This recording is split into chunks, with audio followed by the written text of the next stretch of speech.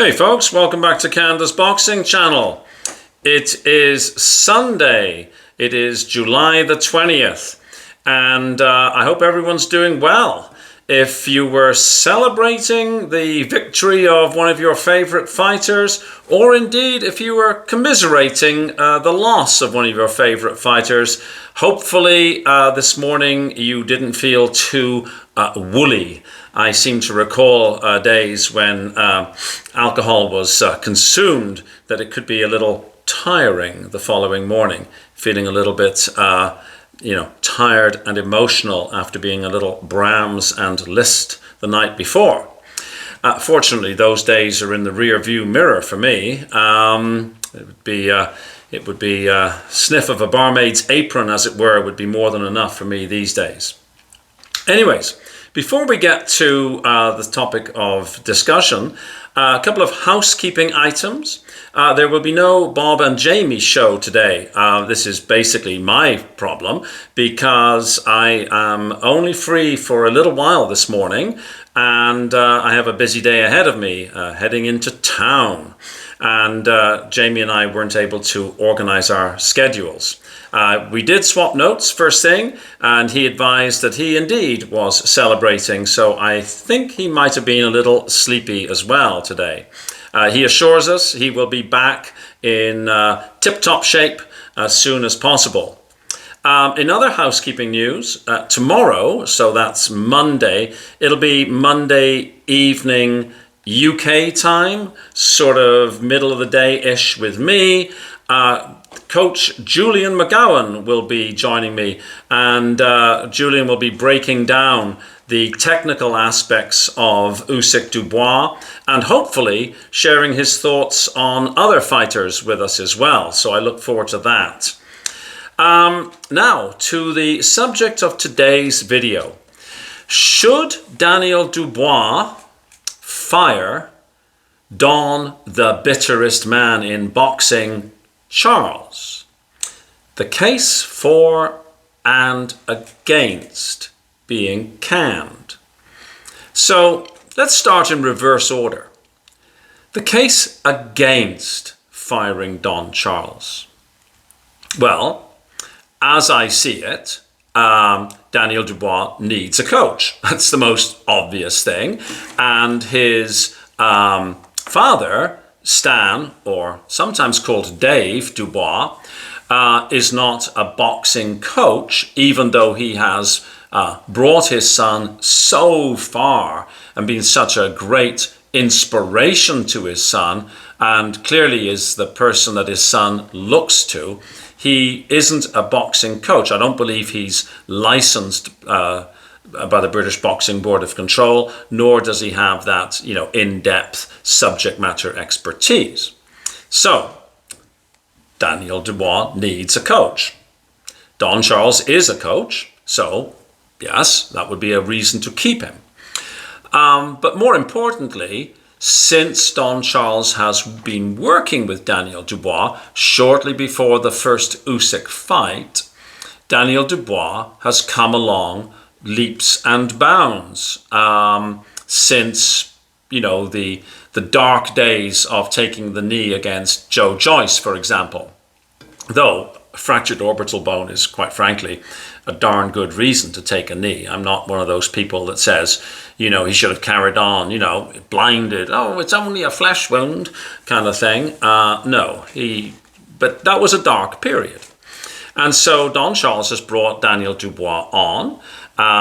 He lost pretty every minute of every round, the first Usyk fight. But he learned from it. He came back. He had a really solid performance against Jarrell Big Baby Miller, who, yes, okay, a little bit of a walking punching bag, but still, I sure as heck wouldn't want to be facing him, and he was unbeaten. Then he had a really, really, strong performance against Filip Hrgović. Now, I don't think Hrgović approached that fight with the requisite degree of seriousness, and there was, an injudicious use of the Glasgow kiss, lots of headbutting and stuff like that. But nevertheless, he stopped Filip Hrgović on cuts. And then probably Daniel Dubois' finest moment in Wembley Stadium when he completely and utterly obliterated Anthony Joshua. Now, that fight still, it's still a bit of a mystery to me because, of course, AJ seemed to have no game plan, carried his hands low and his chin high, and I don't know. I don't know what was going on there. It did not seem to be. Well, it was not what I was anticipating. So we'll leave it at that. So Don Charles has done lots of good things for Daniel Dubois, and those are, and he seems to have, like he has that fatherly, maybe Dutch uncle, older guy vibe. Don Charles is, I think, he's a few years younger than me, but I think he might be over 60. So he fits that father role really well for Daniel Dubois. And those would be reasons to keep Don Charles. Now, the case for firing the bitterest man in boxing. I believe, of course, just one guy's opinion, I believe that the seeds for yesterday's spectacular fifth round knockout of Daniel Dubois were planted on December the 21st, 2024. The specific time that they were planted is when Alexander Usyk was in the ring, having beaten Tyson Fury comprehensively for the second time, and he was talking about his family, in particular his deceased father, with whom he had a loving, sincere, familial relationship. At that precise time, Daniel Dubois stormed the ring, ran his mouth, demanded revenge, and acted in a boorish, big-headed, ignorant way. If you remember, Alexander Usyk looked over at Turki Al-Sheikh and said, "Make the fight." So, who got Daniel Dubois to go in the ring? I think we can agree that Daniel Dubois does not have that many independent thoughts. And I don't believe, again, my opinion, I don't believe that Daniel Dubois, who I think is actually probably a very nice, kind of gentle giant kind of guy, would have gotten into that ring and ran his mouth without being prompted. Now, who prompted him? We don't know. Could have been Frank Warren, could have been his dad, though I don't think so. Could have been Don Charles. But regardless, somebody did. And I think it might well have been Don Charles. And I'll get to my reasoning. Secondly, at the first press conference for this fight, we had Don Charles running his mouth, accusing Alexander Usyk of cheating by milking the low blow in the first fight, which is preposterous. I mean, if you're going to accuse somebody of cheating, I mean, let's work this out, right? Regardless of whether the blow was low or not, the referee, who was right there, eyes on, immediately called it as a not knockdown, low blow. In fact, he held his own groin, like it was an instant reaction. And the rules allow for Alexander Usyk to have 5 minutes of rest. Usyk was ready to go. He got up after 78 seconds and he was ready to go. But the ref said, no, take your time. And at 3 or 4 minutes, but less than the 5 minutes, the fight continued. So who's at fault here? Where's the cheating? Right? A false accusation. And possibly even more importantly, Don Charles was highly critical of Alexander Usyk's sincerely held religious beliefs. Now, Alexander Usyk has said, you know what, those things don't bother me. But you know, part of me says that it did, and it contributed to the viciousness that we saw yesterday from Alexander Usyk, who behaved out of character in this fight. Whether or not Don Charles's running of the mouth contributed to that viciousness or not, in my view, it cost Daniel Dubois fan support.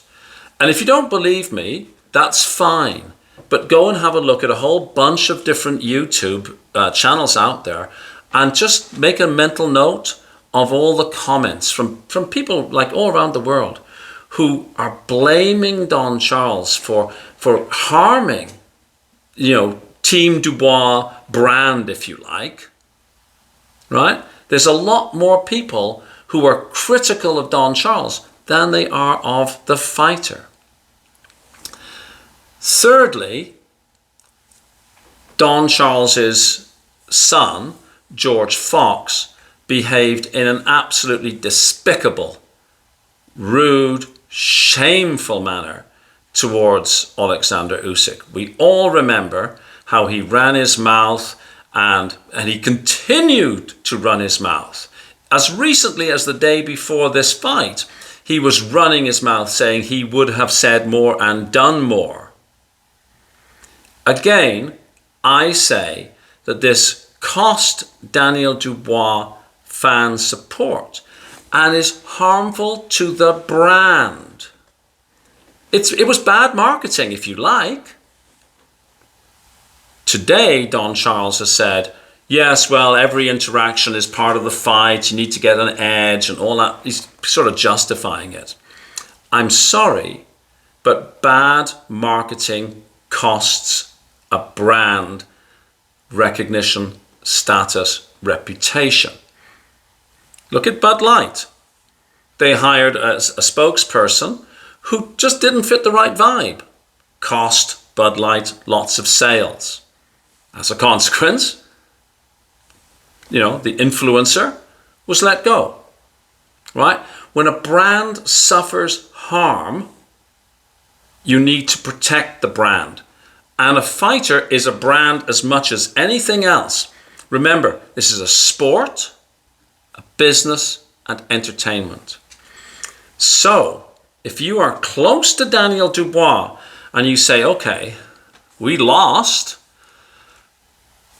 but our reputation has been harmed, would you not then wish to excise, cut out, fire the person or persons that have caused the brand harm? Maybe keep Kieran Farrell, by all accounts a very, very pleasant fellow and a very competent fellow. And, newsflash, there are lots of trainers in the world. He could have an American trainer, he could have a British trainer, he could have an Irish trainer, he could have the world is a big place. There's lots of trainers out there who would happily work with someone like Daniel Dubois, who will, in my view, absolutely come again. He still is probably the second or third best heavyweight in the world. He's a prime athlete who can easily, I say easily, but you get the idea, have another world championship belt around his waist. He just can't beat Alexander Usyk. Okay? But what Daniel Dubois doesn't need is all this distraction crap going on. Daniel Dubois' reputation is not helped by George Fox, a failed boxer, running his mouth. it just attracts the wrong kind of attention. People should be looking at Daniel Dubois as being this super nice kid, a little bit shy, coming out of his shell, great athlete, respectable. He doesn't do a lot of this. Kind of a really nice guy, right? Not sort of like saying, I can't support him because of his team. He doesn't need that. It's harmful to him. So for those reasons, I think that Don Charles, and if Fox is part of this team, I suspect he wasn't doing it for free, they should be cut loose. Whether it's done nicely, quietly, with a sizable redundancy check, or whether it's a more public, get lost, you're fired, it doesn't really matter. But if I was Stan Dubois, or Dubois' business manager, I'd be looking at this very carefully, and I'd say, yeah, you know what? He's not helping you. Well, if he is helping you, the benefits of his help are outweighed by the negativity that he's attracting. He's a lightning rod or a Marmite character, if you like, and he's drawing the wrong kind of attention to Daniel Dubois' career. So, in summation, the case for firing him, in my view, outweighs the case for keeping him.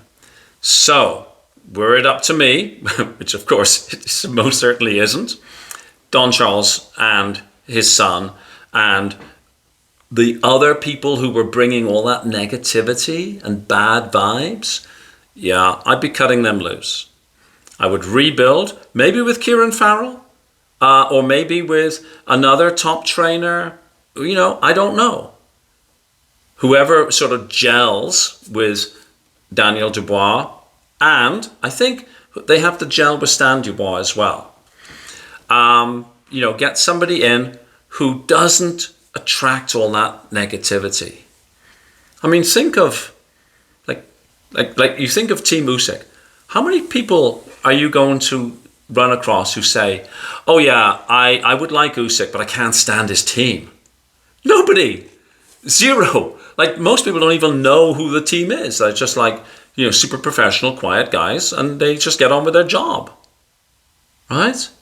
You don't need the trainer to be the focus of attention. Right? Was Eddie Futch the focus of attention? Right? Think it through, right? So, I would say he's gone. Let me know in the comment section what you think. Should the bitterest man in boxing be fired by Team Dubois, or should he be retained? Let me know. Okay, folks, have a fabulous day wherever you are in the world. Please like, please share if you can. Please subscribe if you can. If you're watching this and you've not yet subscribed, please do me a solid and hit that little subscribe button. I appreciate that. For those of you who've recently joined the channel, thank you so much. Hope you find the content here to be enjoyable, and I look forward to seeing you all on the next video. Cheers. Bye-bye.